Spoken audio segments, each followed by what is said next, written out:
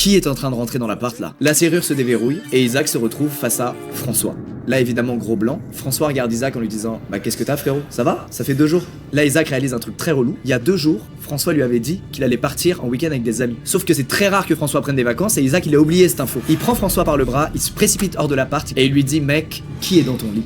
François il prend très au sérieux l'histoire et malgré le fait qu'il ait pas son arme de service, il fonce dans l'appart. Isaac lui il reste sur le palier, il a du mal à réaliser ce qui se passe mais quand même il prend son téléphone et il appelle la police. La police lui explique qu'ils arrivent dans 10 minutes et lui demande de rester sur le palier avec François, maintenant que de toute façon ils sont hors de danger puisqu'ils ont enfermé l'inconnu dans leur appart. Mais cette instruction elle arrive un peu tard parce que François il est déjà dans l'appart à ce moment-là. Du coup après avoir raccroché, Isaac il se dit est-ce que François va bien? Ou est-ce qu'il est en train de se frapper avec le mec du lit? Qu'est-ce qui se passe là-bas? Il rentre dans l'appartement, il va dans la chambre et là il découvre François qui vient d'assommer le mec qui dort avec la canette de boisson énergisante achetée le matin même par Isaac suite à son insomnie. Il a le visage creusé, des cernes énormes, il fait crade, bref c'est un mec pas beau à voir et c'est surtout un mec que ni François ni Isaac ne connaissent. La police arrive donc sur les lieux, elle rentre dans la chambre, elle tombe sur le mec assommé par une canette par François qui leur explique bon voilà il dort dans mon lit, je sais pas qui c'est, paf la canette quoi sur la tête. Ils lui mettent les menottes, ils l'embarquent, tout le monde va bien, y a pas de combat ou quoi, le gars était assommé hein. Et ben écoutez c'était